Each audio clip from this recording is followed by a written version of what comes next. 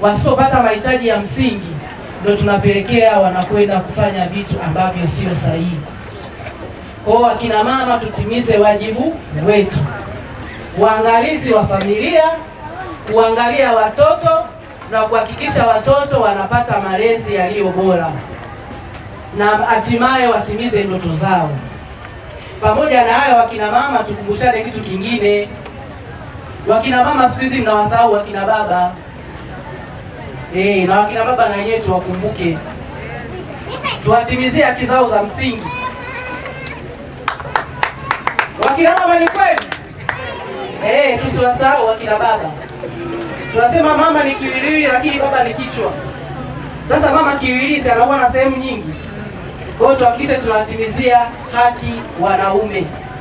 Wakina mama tusifanye dharau kwa wanaume, si ndio?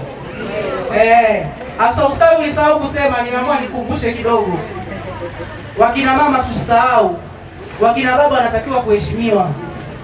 Tusisahau hicho kitu. Kwa hiyo tukumbuke kwamba pamoja na haki na usawa, lakini tuhakikishe tunatimiza yale majukumu yetu ya msingi ambayo mwanamke amepewa katika Biblia, si ndio?